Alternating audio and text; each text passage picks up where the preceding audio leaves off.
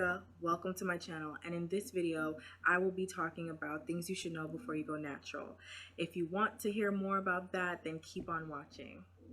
Things you should know before you go natural. So just a few things before I start. I may be looking on the side a little bit just because my laptop is there with all the list of things, as well as some of these things I will not be going into depth on, so I won't really go in real detail because I will have a series of videos after this video to go further in depth on certain topics that I will mention here in this video. All right, so let's get right into it. Number one, why are you going natural? What is your reasoning? So are you doing it for fun, peer pressure? Is it because like it's a trend? You know, you see some of your other friends, oh, everyone's kind of going natural now, or my circle of friends are going natural, or you think, oh, it might be fun to just try it out, test it out. Like, you know, what's your reasoning? Are you trying to grow your hair longer? Are you tired of relaxers? Do you have a real resolve for doing this? So what is the reason, right?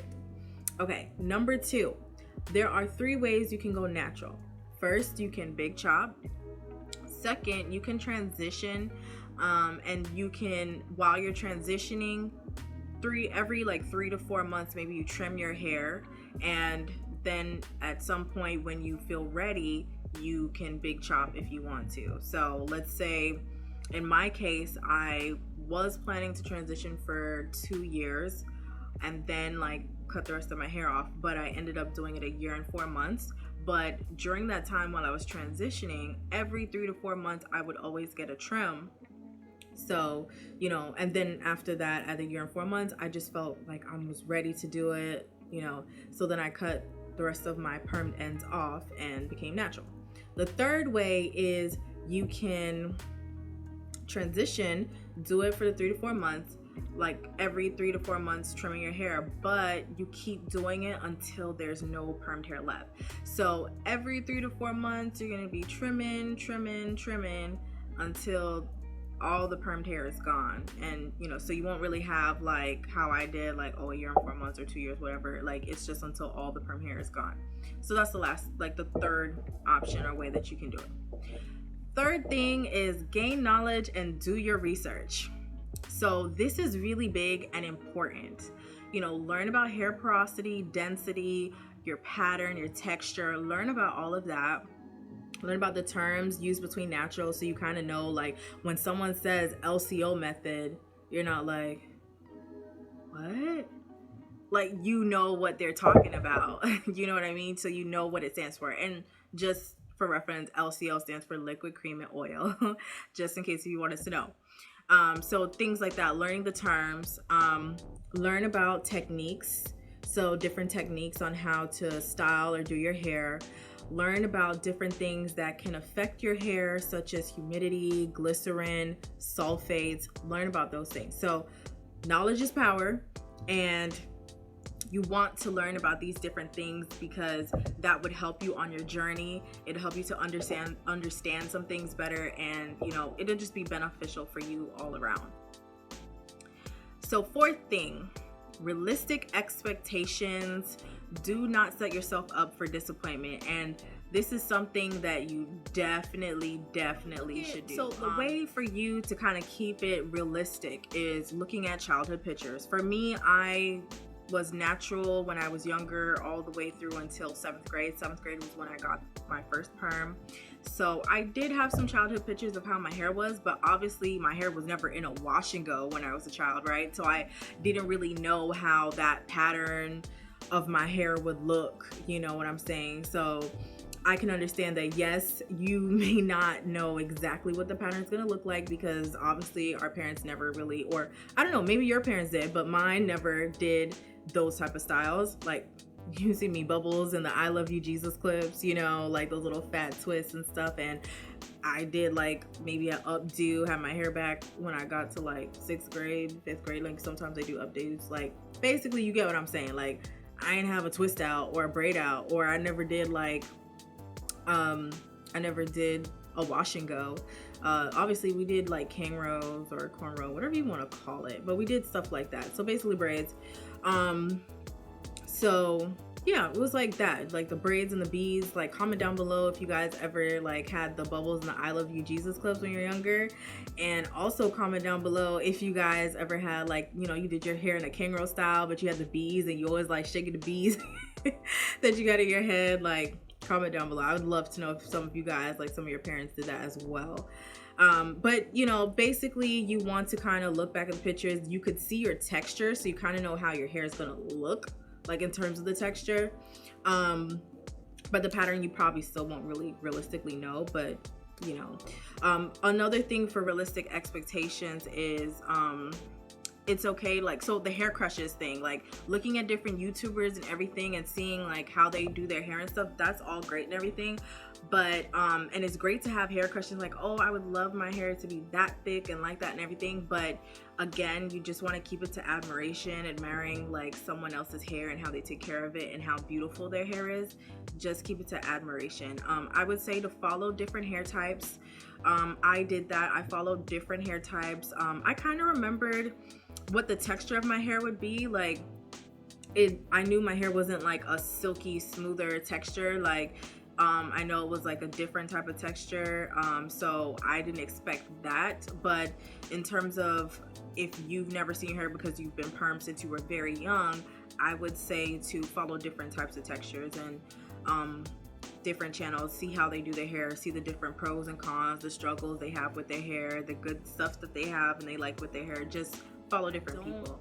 Like, you can follow other people with other textures. Obviously you can still learn things from them, and obviously they might be very entertaining, but don't follow them and just like, oh, like constantly wish your hair would be like that, or think that your hair would get to that place and you know that it's not going to get to that place. You know what I'm saying? So again, realistic expectations. Don't set yourself up for disappointment, because when you cut off all that perm hair and then you're just like, oh my gosh, my hair is like this, and like you expected it or really wanted it to be like something else, it's going to make you feel that disappointment where you're going to be like, you know what, I'm probably just going to perm my hair again. And that's not the goal. The goal is not for you to do that. The goal is for you to find, like, figure out what your hair likes, figure out how your hair is, and for you to like learn how to take care of it and love the hair that you have. Just realistic expectations. Don't set yourself up for disappointment.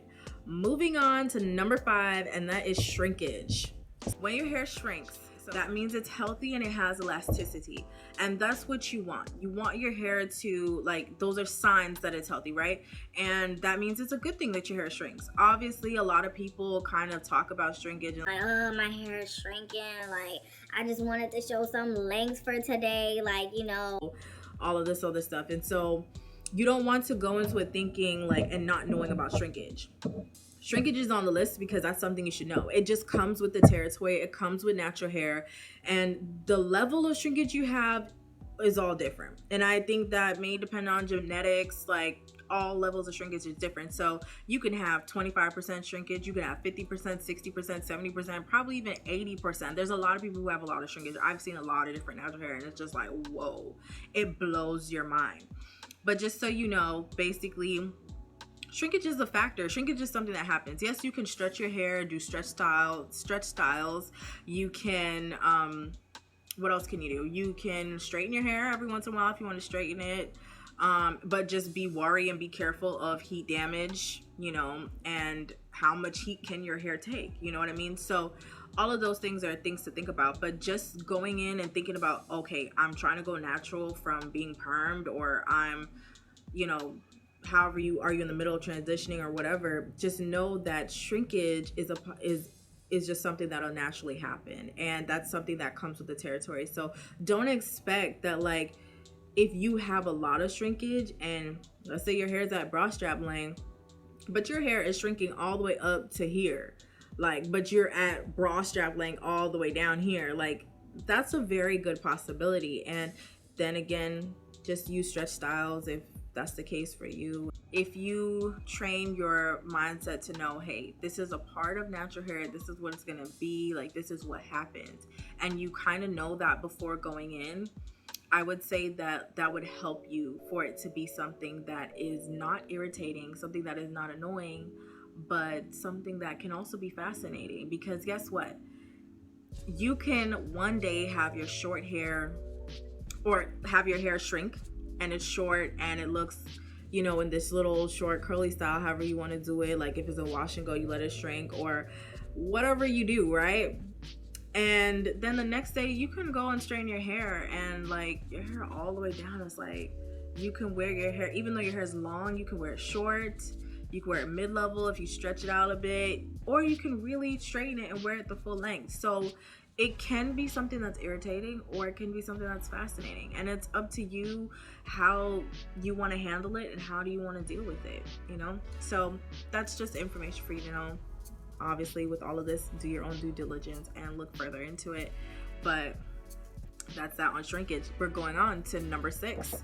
So patience. So something that I would have to say, so hair on average grows about 1/2 inch per month.